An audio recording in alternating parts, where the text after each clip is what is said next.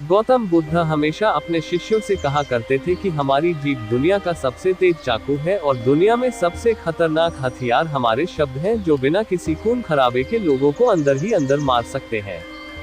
हमारे शब्द हमारी ताकत है, लेकिन ये कमजोरी भी हो सकती है अगर हमें नहीं पता कि कब, कहां और कितना बोलना है। यदि हम सही समय पर सही इरादे से सही शब्दों का प्रयोग करते हैं तो ये हमें एक सफल व्यक्ति बनाते हैं। लेकिन अगर हम सही समय पर सही इरादे से सही शब्दों का प्रयोग नहीं करते हैं तो ये हमारे जीवन को नर्क से भी बदतर बना सकते हैं।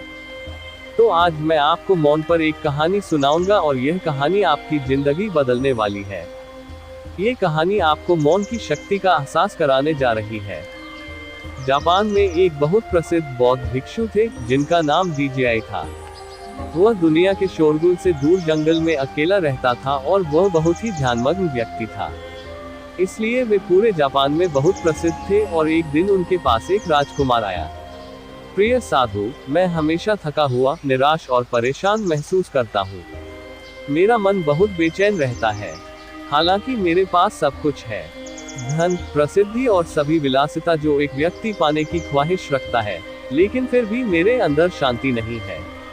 तो साधु ने कहा, आपको इसका उत्तर पता है, लेकिन आपने कभी इसकी खोज नहीं की। साधु ने कहा कि मैं एक प्रयोग करना चाहता हूँ। क्या आप वह प्रयोग करना चाहेंगे? इस प्रयोग के बाद आपके जीवन में कोई अशांति और चिंता नहीं रहेगी। ये सब सुनकर राजकुमार बहुत परेशान हुआ, लेकिन उसने साधु से कहा कि मुझे बताओ कि मैं क्या करूं। मैं अपने मन की शांति के लिए कुछ भी करने को तैयार हूं। तब साधु ने शांत स्वर में उत्तर दिया, अगले 10 दिनों तक आप मेरे आश्रम में रहेंगे और सामान्य व्यक्ति की तरह रहेंगे और इन 10 दिनों तक आप अकेले मौन में बैठेंगे और जितना हो सके कम बोलेंगे। राजकुमार साधु की बात से सहमत हो गया। पहले दिन उन्हें लगा कि उनका मन सामान्य व्यक्ति से ज्यादा विचलित है।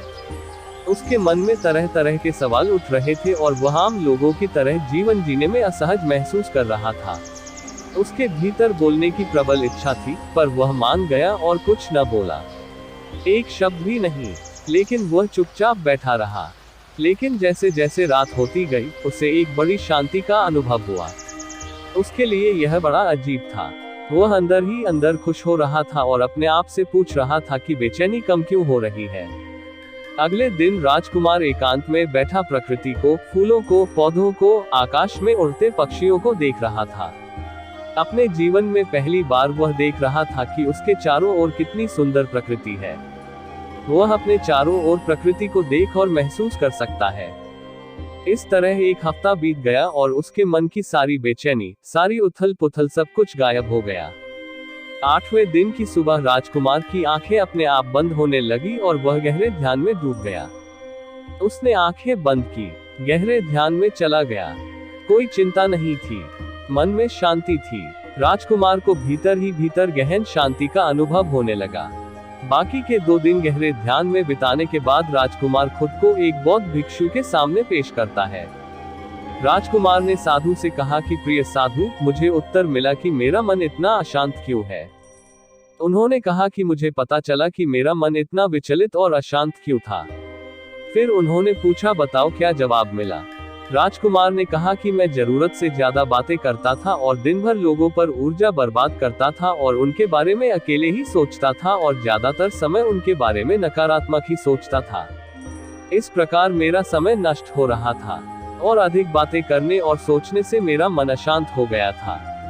इस वजह से मैं कोई भी काम अच्छे से नहीं कर पाता था, जिसके कारण मैं लगभग हर काम में असफल होने लगा था और निरंतर असफलता ने मुझे और अधिक उदास और चिड़चिड़ा बना दिया और इसने मेरे जीवन को और नष्ट कर दिया।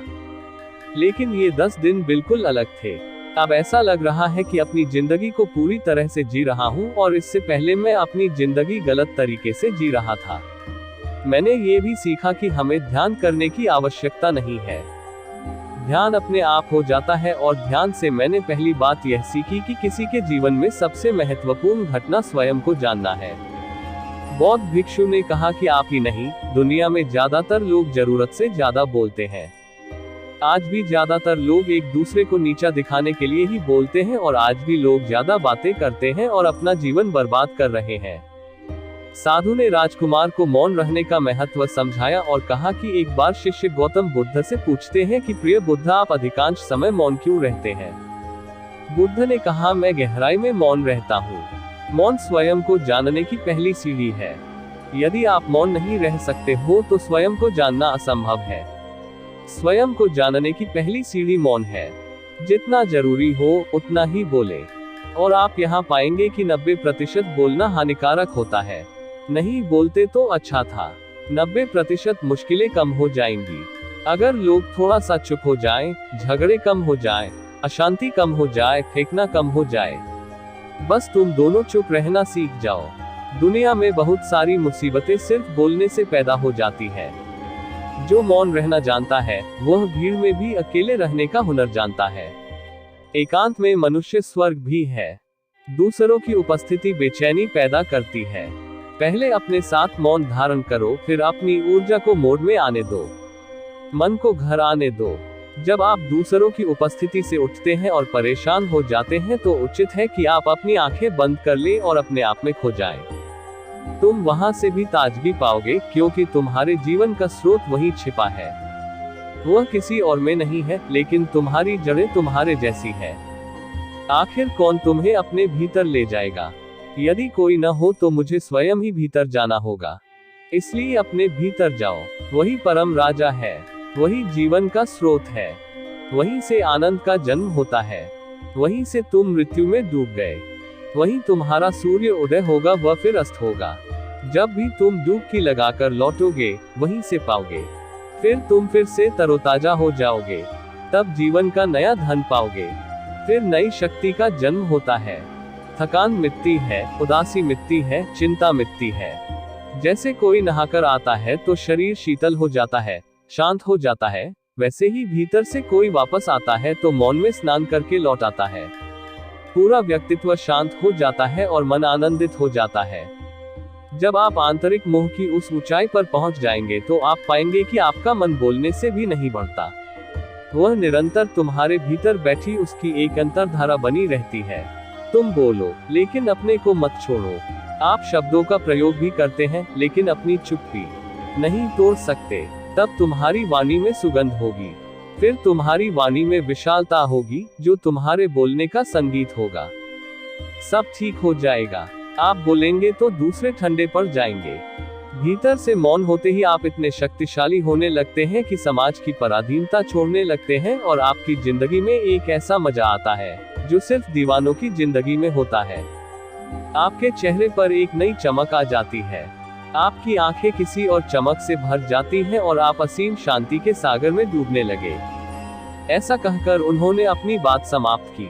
दोस्तों, आपने भी अनुभव किया होगा कि ज्यादा बातें करने से मन शांत हो जाता है।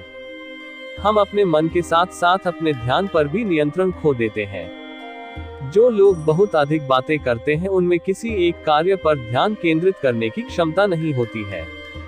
इसलिए वे अपने किसी भी लक्ष्य पर पूरी तरह से केंद्रित नहीं होते हैं और वे जीवन की सच्चाई को नहीं समझ पाते हैं और न ही कभी मनचाही सफलता प्राप्त कर पाते हैं।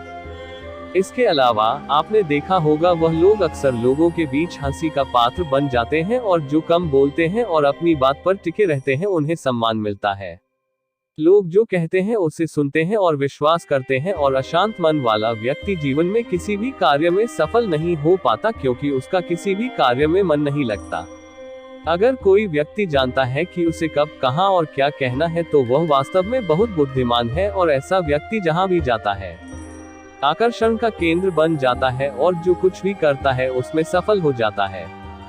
यदि हम महान व्यक्ति के व्यक्तित्व को देखें तो पता चलेगा कि वह कम बोलते हैं और कम से कम शब्दों में अपनी बात समाप्त करते हैं। वह बोलने से पहले गहराई से सोचता है कि उसे क्या कहना है।